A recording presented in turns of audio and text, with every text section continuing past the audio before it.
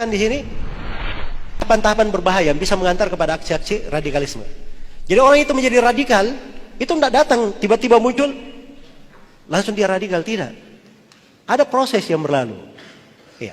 Ini saya beri gambaran bagaimana cara teroris itu membidik anak-anak muda.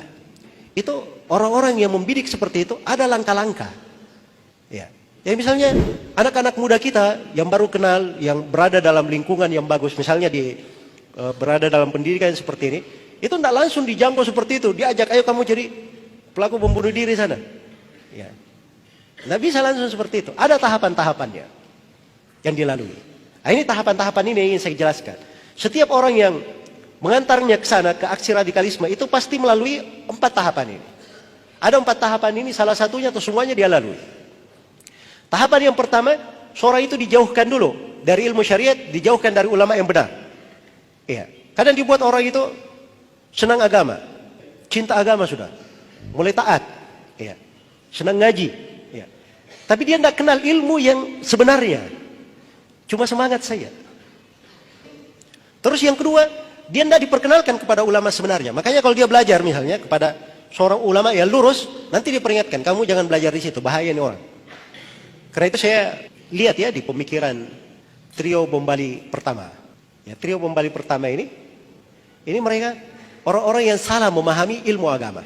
Terus yang kedua, mereka itu hanya mengenal tokoh-tokoh tertentu saja. Usama bin Laden, Usama Ad-Dawahiri, Abu Qatadah Al-Filistini, Abu Muhammad Al-Maqdisi. Ini nama-nama saya sebut, buku-bukunya ada yang diterjemah dalam bahasa Indonesia ya. Maaf saya pernah lihat sebagian buku Abu Muhammad Al-Maqdisi di Promedia di situ. Sudah diterjemahkan. Ini yang memberi fatwa bolehnya membunuh aparat keamanan. Nah, jadi harus dipahami bahwa mereka ini, ya itu tidak mau mendekatkan kepada ulama yang sebenarnya. Ya. Makanya sekarang ini definisi ulama jadi tidak jelas. Ya.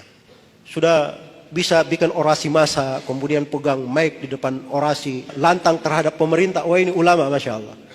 Ya. Makanya belakangan ini banyak ulama yang baru muncul. Ya. Banyak ulama tanda petik yang baru apa? Muncul. Lahirnya dari acara demo-demo. Ya. Itu baru dari dalam sejarah. Ada ulama lahir dari acara demo-demo. Ulama itu kalau dari masa dahulu, itu jelas belajarnya dari mana, tahapan pendidikannya apa, jasanya di tengah umat apa. Itu jelas dari masa dahulu. Guru-gurunya itu jelas, dia ngambil ilmu dari siapa, sanad periwayatannya jelas. Itu ulama namanya. Jelas ya? Ada yang sebagiannya, Masya Allah ya, baru mu'allaf masuk Islam. Ya, terjangkit pemikiran HTI. Sekarang sudah menjadi apa? Pembicara di mana-mana. Kan ini kasihan yang seperti ini. Anak-anak muda kalau dengar orang-orang seperti ini berbahaya. Jadi kalau umat ini dibuat jauh dari ilmu syar'i, dibuat jauh dari ulama yang sebenarnya, akhirnya orang tidak tahu sudah ilmu agama, pegangan dada. Jadi gampang sekali diberi doktrin, diarahkan sana sini. Tapi kalau orang punya pemahaman yang benar, dia kenal ulama yang benar, ini diantara jalan dia bisa selamat. Jalan dia bisa selamat insyaallah ta'ala. Kemudian yang kedua, tahapan yang pasti dilalui juga oleh orang yang radikal, itu pasti benci kepada pemerintah. Dibuat benci kepada pemerintah.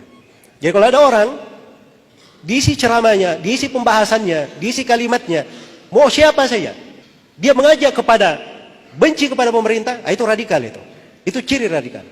Apakah dia disebut ustadz, apakah disebut anggota dewan, atau disebut apa saja, yang penting dia mengajak untuk benci kepada pemerintah, itu ciri radikalisme. Jadi masalah bukan masalah kecil. Karena kalau seorang itu sudah benci kepada pemerintah, dia akan melakukan apa saja. Ya, dan orang yang tulus tidak seperti itu. Orang yang tulus itu, kalau ada kesalahan, kesalahannya yang dia benci. Tapi dia menghendaki apa? Kebaikan untuk semuanya. Kemudian yang ketiga, ini doktrin-doktrin ideologi sesat. Kalau umat ini sudah jauh dari ilmu syariat, tidak ada ulama yang dia kenal. Ulama yang sebenarnya dia kenal. Kemudian dia kerjanya benci kepada pemerintah. Itu seperti anak ayam kehilangan induknya. Dikasih iming-iming, ayo sini. Makan nih, makan. Giring. Sampai masuk di tempat yang diinginkan. Dikasih doktrin. Mulai dikasih pemikiran. Kalau terorisme itu caranya berpikir begini. Pertama dikasih doktrin dulu. Tahu kamu, jihad itu hukumnya apa? Jihad itu hukumnya fardu ain. Wajib atas setiap orang. Jadi ini pikirannya fardu ain. Jihad ini fardu ain, Masya Allah. Kamu kalau tidak berjihad mati, kamu mati jahiliyah. Gawat juga saya nih. Ya. Terus solusinya apa? Ya besok kalau kamu mau ada pendaftaran sana, peledakan, kamu daftar aja di sana. Nah begitu caranya dia doktrin, masuk. Jelas ya? Perhatikan bagaimana doktrin dimasukkan, caranya seperti itu. Jadi buat dulu, ini pemerintah ini tidak beres, ini pemerintah ini nggak adil, banyak kebijakannya yang buruk, ini pemerintah ini jongos-jongosnya asing, pemerintah ini begini-begini, dibuat benci kepada pemerintah. Sudah penuh dengan kebencian, masukkan doktrin, jihad itu wajib, fardu ain. Hah? Belum lagi masuk doktrin, pengafiran nanti. Nah, sudah, gampang sekali dimarahkan. Mau diarahkan kemana saja, gampang. Nah, begitu cara mereka. Makanya kita harus mengetahui tahapan-tahapan ini, supaya terhindar darinya. Karena itu belajar itu mudah, belajar agama itu seperti yang saya terangkan tadi. Indah sekali agama itu, membawa kebaikan, banyak pintu ketaatan, pintu sorga. Tapi belajar dari orang yang benar. Dan saya tidak menasihatkan ya terlalu. Sekarang ini banyak viral, ustadz-ustadz viral. Sebelumnya tidak pernah dikenal. Terkenalnya karena apa? Viral aja. Tapi fatwa-fatwanya masya Allah, fatwa nyeleneh. Ya. Di Indonesia ini gampangan sekali semuanya.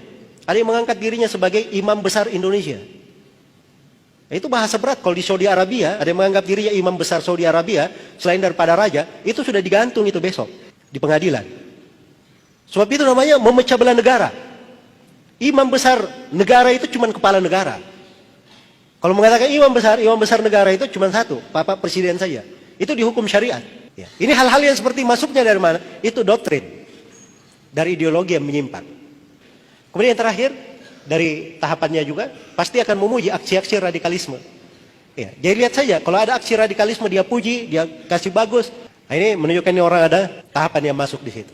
Makanya dari kejadian peledakan di WTC itu tanggal 11 September, itu para ulama menyuarakan mungkarnya hal yang seperti itu. Sebab itu tidak ada dalam syariat pembenaran. Yang melakukannya siapa? Kalau dia warga negara, berarti dia sudah membuat pengkhianatan yang besar. Kalau dia orang asing yang masuk ke dalam negara, maka namanya orang asing masuk kan ada stempel di bandara. Itu akad perjanjian untuk menjaga apa? Tidak berbuat keonaran. Ini dia meledakkan. Dia keliru di segala keadaan di hukum syariat. Karena itu dalam Islam hal itu adalah hal yang diharamkan, tidak diperbolehkan, diingkari oleh para ulama.